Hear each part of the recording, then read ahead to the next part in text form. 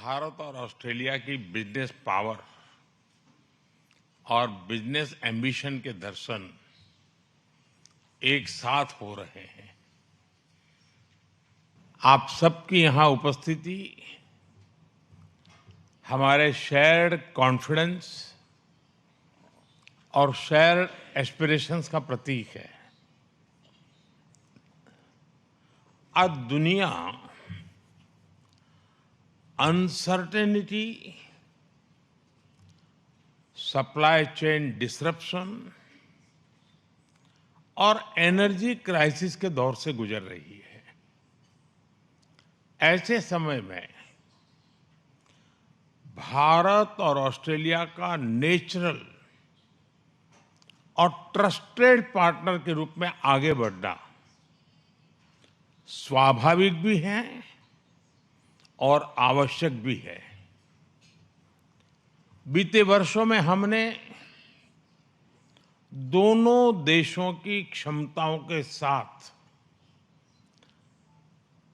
भावी साझेदारी का एक मजबूत फ्रेमवर्क तैयार किया है।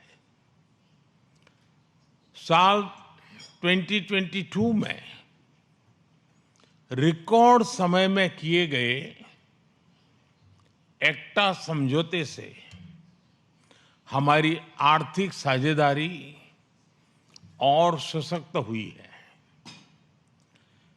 इसके लागू होने के बाद भारत से ऑस्ट्रेलिया को एक्सपोर्ट डबल हुआ है और दोनों देशों के बिजनेसेस को नए मार्केट एक्सेस इसका लाभ मिला है।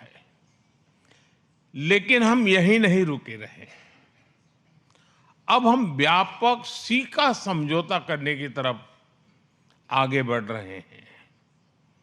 इन प्रयासों से दोनों देशों की सरकारों ने एक नया रनवे तैयार किया है।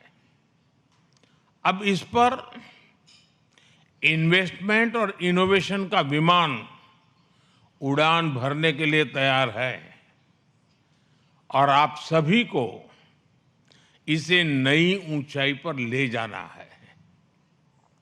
फ्रेंड्स, यहां क्लीन एनर्जी से जुड़ी कई कंपनियां उपस्थित है।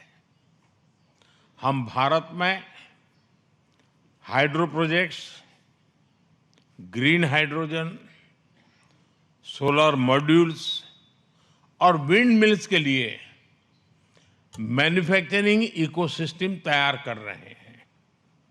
भारत ने 2030 तक 500 गीगावाट रिन्यूएबल एनर्जी और 2070 तक नेट जीरो का लक्ष्य रखा है। ऑस्ट्रेलिया के टेक्नोलॉजी, कैपिटल और रिसोर्सेज इस ट्रांजिशन को गति दे सकते हैं। कुछ महीनों पहले भारत ने शांति एक्ट से न्यूक्लियर सेक्टर को प्राइवेट कंपनीज के लिए खोल दिया है। हमने 2047 तक 100 गीगावाट न्यूक्लियर एनर्जी का लक्ष्य रखा है। ऑस्ट्रेलिया के विशाल यूरेनियम रिजर्व्स भारत की न्यूक्लियर यात्रा से सीधे रूप से जुड़ते हैं। हमारे लिए इस क्षेत्र में सहयोग बढ़ाने के लिए हिस्टोरिक अपॉर्चुनिटीज हैं। भारत में पोर्ट, एयरपोर्ट, रोड, रेलवे और अर्बन इंफ्रास्ट्रक्चर में ऑस्ट्रेलिया के लॉन्ग टर्म इन्वेस्टर्स के लिए अनेक संभावनाएं हैं। आज भारत में नेशनल हाईवेज लगभग 34 किलोमीटर प्रतिदिन की गति से बढ़ रहे हैं।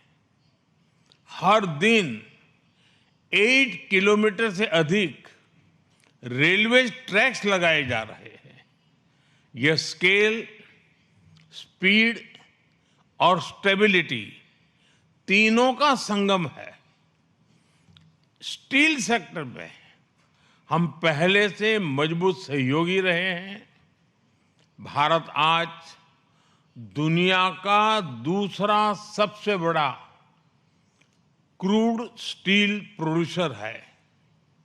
हम मिलकर low carbon aluminium, green iron और क्लीन मैन्युफैक्चरिंग पर काम कर सकते हैं।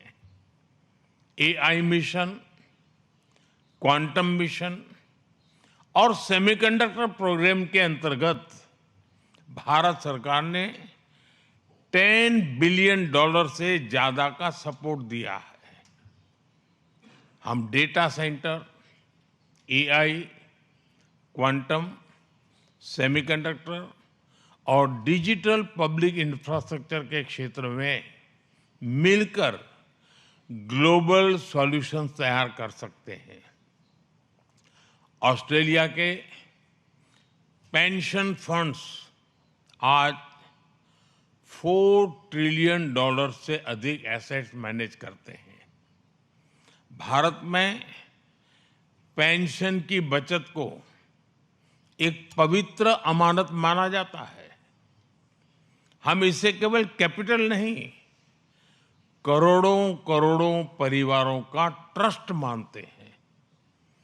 भारत आपके फंड्स को सेफ, स्टेबल और सस्टेनेबल ग्रोथ का अवसर देता है। हमारा प्रयास रहेगा कि आपका ट्रस्ट भी बढ़े और आपका कैपिटल भी बढ़े। एजुकेशन और स्किल्स में दोनों देशों के बीच नेचुरल सिनर्जी है। डिकिन यूनिवर्सिटी और वुलंगडोंग यूनिवर्सिटी ने गिफ्ट सिटी में कैंपस खोलकर एक नया अध्याय शुरू किया है। यह भारत के प्रति उनके कॉन्फिडेंस का प्रतिबिंब है। हमारा साझा लक्ष्य होना चाहिए कि हम स्टूडेंट मोबिलिटी को टैलेंट पार्टनरशिप में बदले। फ्रेंड्स, इन सभी क्षेत्रों में आगे बढ़ने के लिए हमें एक और महत्वपूर्ण आयाम पर ध्यान देना होगा। हमारी पार्टनरशिप केवल दोनों राजधानियों या कुछ शहरों तक सीमित नहीं रहनी चाहिए। हमें हमारे राज्यों, छोटे बड़े शहरों, विश्वविद्यालयों, उद्योगों, सभी के स्टेक होल्डर्स बनाना होगा। वेस्टर्न ऑस्ट्रेलिया की क्रिटिकल मिनरल स्ट्रेंथ, उसको हम उड़ीसा और गुजरात की मैन्युफैक्चरिंग कैपेबिलिटी के साथ जोड़ सकते हैं।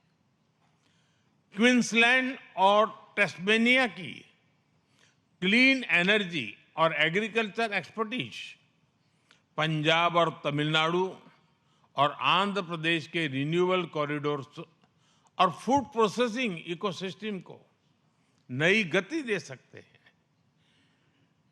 न्यू साउथ वेल्स और विक्टोरिया की फाइनेंस, एजुकेशन, मेडिकल टेक और इनोवेशन इकोसिस्टम महाराष्ट्र, कर्नाटका, तेलंगाना के साथ मिलकर ग्लोबल सॉल्यूशंस बना सकते हैं।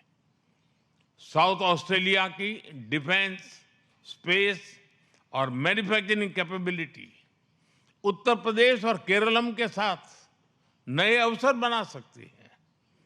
मेरा सुझाव है कि हम आने वाले समय में कुछ फोकस स्टेट टू स्टेट और सेक्टर टू सेक्टर पार्टनरशिप की पहचान करें और उन्हें आगे ले जाने के लिए रणनीति बनाए।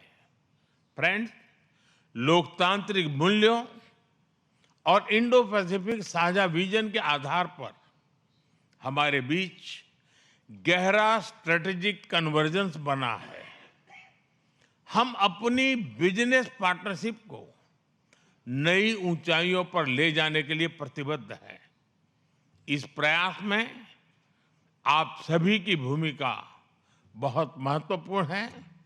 मुझे विश्वास है कि आज का ये संवाद नए आइडियाज, नई पार्टनरशिप और नए कमिटमेंट्स को जन्म देगा। मैं फिर एक बार प्रधानमंत्री जी का इस कार्यक्रम के लिए समय निकालने के लिए उनका हृदय से आभार व्यक्त करता हूं और आप सभी को बहुत बहुत शुभकामनाएं। धन्यवाद।